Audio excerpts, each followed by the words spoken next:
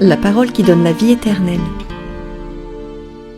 Le 30 juin 1943, Jésus dit : « Sais-tu ce que signifient mes mains liées ? Sais-tu qui me les lie ? Sais-tu pourquoi il y a tant de douleur dans mon regard, tant de fatigue sur mon visage ? Sais-tu ce que je demande à ceux qui savent me regarder ? Mes mains sont liées par Satan, par l'entremise des pécheurs. Tu n'as pas mal compris. Je répète, elles sont liées par Satan, par l'entremise des pécheurs. Tu diras, « Mais Seigneur, comment est-ce possible si tu es Dieu ? » Je suis le Dieu de la miséricorde et du pardon. Je suis le Dieu puissant, le Père des grâces. Mais le péché paralyse ma puissance de grâce, ma miséricorde, mon pardon. Car si je suis miséricorde, grâce et pardon, je suis aussi justice. Je donne donc à chacun ce qu'il mérite. Et si tu réfléchis avec justice, tu dois avouer que je donne toujours plus de grâce que vous ne méritez. Si vous faisiez les offenses que vous me faites à une autorité terrestre, même à un simple huissier municipal, vous seriez puni par la prison. Si en plus il s'agissait d'une autorité plus grande, vous seriez puni même par la perte de votre vie. Et ces autorités ne sont que de pauvres humains comme vous, qui ne restent des autorités qu'aussi longtemps que je permets qu'ils le soient. Pour votre mérite, pour leur épreuve, et presque toujours pour leur punition. Votre mérite, obéir et patienter. Leur épreuve, ne pas abuser du pouvoir, ne pas s'en enorgueillir, se prenant pour des demi-dieux ou des dieux, lorsqu'ils voient les foules réagir à leurs signes, et prêtes à crier Hosanna. Il n'y a qu'un seul Dieu, et c'est Dieu. Leur punition, car il est encore plus difficile qu'une autorité reste honnête, dans les 1000 formes de l'honnêteté, qu'un riche ne soit sauvé. Par conséquent, leur gloire humaine est la seule gloire qu'ils aient. Bien peu d'autorités atteignent la gloire éternelle. Les fautes incessantes, toujours plus perfides, que les hommes commettent à l'instigation de mon ennemi, lient ma miséricorde, ma grâce, mon pardon. Voilà ce que signifie mes mains liées. Et qui sont ceux qui les lient avec la corde du mal ? Satan et ses enfants.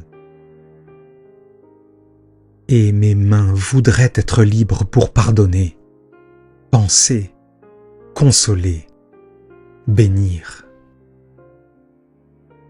Ô vous qui m'aimez, détachez avec votre amour les liens de mes mains. Réparez, réparez, ô mes bien-aimés, amis et enfants très chers, l'outrage fait aux mains de votre Dieu, Père et Rédempteur. L'amour est une flamme qui consume les chaînes et brûle les liens, rendant la liberté à mes mains attachées. Ayez pitié, vous qui m'aimez, de ma souffrance, et pitié de vos frères et sœurs lépreux, que seules mes mains peuvent guérir. Mon regard est plein de douleur pour tous les outrages qui me sont faits dans le sacrement et dans ma loi. Loi piétinée, sacrement profané. As-tu lu? As-tu entendu? As-tu remarqué? L'autel du sacrement est toujours frappé. N'y vois-tu pas le signe de Satan? Et pense à ceci pour ta joie. Si dans les décombres, on peut trouver intacte la pyxide qui me contient et la recueillir avec les honneurs qui lui sont dus, c'est qu'un cœur, ou plusieurs, loin du lieu frappé, mais en adoration de moi, Eucharistie, ont fait dévier par leurs prières le coup dirigé par Satan. Ces hosties que vous sauvez, âme humble et aimante qui priez pour mon sacrement, vous apportent les mêmes fruits qu'une communion d'amour. La fatigue se lit sur mon visage, parce que je constate toujours plus à quel point je suis mort en vain pour tant d'humains, parce que je me rends compte toujours plus que rien, pas les mots, pas les miracles, pas les châtiments, pas les grâces, ne sert à faire penser que je suis Dieu et que le bien et la paix ne sont qu'en Dieu. Lorsque quelqu'un est las et affligé, ceux qui l'aiment lui donnent de l'affection pour le consoler, du repos pour le soulager. C'est ce que je te demande, à toi et à ceux qui m'aiment. Je suis banni des églises et des cœurs. Quand le Fils de l'homme était pèlerin sur la terre, il n'avait pas une pierre à lui où poser la tête. Et maintenant que les cœurs des humains sont de pierre, est-ce que j'ai où poser la tête? Non. Seulement quelques rares, très rares cœurs fidèles. Les autres sont hostiles à leur ami et rédempteur. Ouvrez-moi donc votre cœur, vous qui m'aimez. Donnez refuge à votre Dieu, qui pleure de douleur sur l'humanité coupable. Réconfortez celui qui se donne lui-même en éternel sacrifice et qui n'est pas compris. Moi, Jésus, je viendrai avec toutes mes grâces et je ferai du cœur fidèle un petit paradis. Jésus dit encore: Parmi les richesses dont il faut se dépouiller pour me suivre, et dont je t'ai fait la liste, il y en a une autre encore. C'est celle qui est le plus liée à l'esprit et qu'il fait plus mal d'arracher que de s'arracher la chair. Ce sont les affections, cette richesse vivante. Et pourtant, par amour pour moi, il faut savoir se dépouiller de cela aussi. Je ne condamne pas les affections. Au contraire, je les ai bénis et sanctifiés par la loi et les sacrements. Mais vous êtes sur terre pour conquérir le ciel. Le ciel est votre vraie demeure. Ce que j'ai créé pour vous ici-bas doit être regardé à travers la lentille de là-haut. Ce que je vous ai donné doit être accepté avec reconnaissance, mais promptement remis à ma demande. Je ne détruis pas votre richesse affective.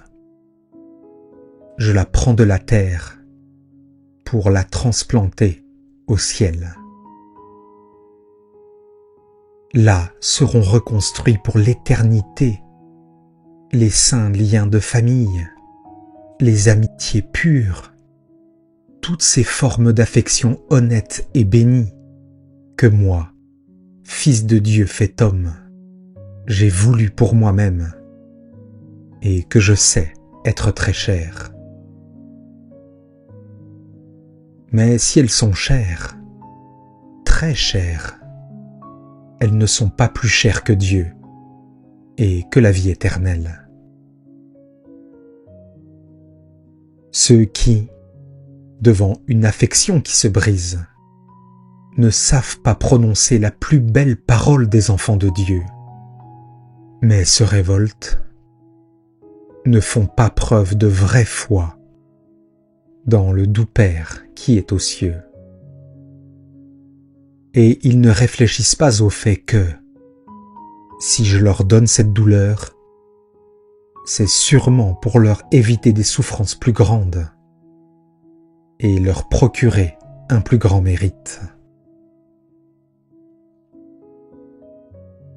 Toi aussi, tu n'as pas su dire qu'il en soit fait comme tu veux.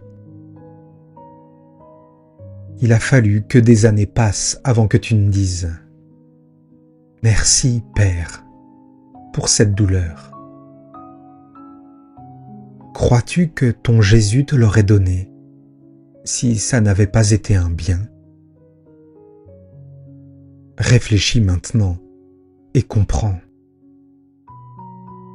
Mais combien de temps tu as pris pour le faire? Je t'appelais, j'essayais de te faire entendre raison, mais tu n'entendais pas ton Dieu. C'était l'heure des ténèbres pour l'esprit et pour l'âme. Ne me demande pas, pourquoi l'as-tu permise? Si je l'ai permise, ce n'est pas sans raison. Je t'en parle ce soir où tu souffres davantage. Je suis avec toi justement parce que tu souffres. Je te tiens compagnie. Moi, j'ai dû surmonter ma douleur tout seul, alors que toi, tu m'as toujours eu à tes côtés, même quand tu ne me voyais pas, parce que l'esprit du mal te dérangeait, au point de t'empêcher de voir et d'entendre ton Jésus. Or, si je te disais que l'adhésion d'un fils à la mort de son père abrège le purgatoire pour lui, que le pardon d'un fils pour les fautes plus ou moins vraies du père est un soulagement pour son âme, tu y croirais. Mais dans ce temps-là, tu ne te résignais pas et tu gaspillais le bien que tu faisais. Renoncer à la richesse d'une affection afin de suivre ma volonté sans regret humain constitue la perfection de la renonciation conseillée au jeune homme de l'Évangile. Souviens-toi de cela pour le reste de ta vie. Un père tel que je suis ne donne jamais quelque chose de nocif à ses enfants. même si l'apparence est celle d'une pierre, pour celui qui demande un baiser. Cette pierre est de l'or pur et éternel. Il revient à l'âme de le reconnaître et de le maintenir tel, en prononçant la parole qui m'attira des cieux, au sein de Marie, et qui me mit sur la croix pour racheter le monde. Fiat.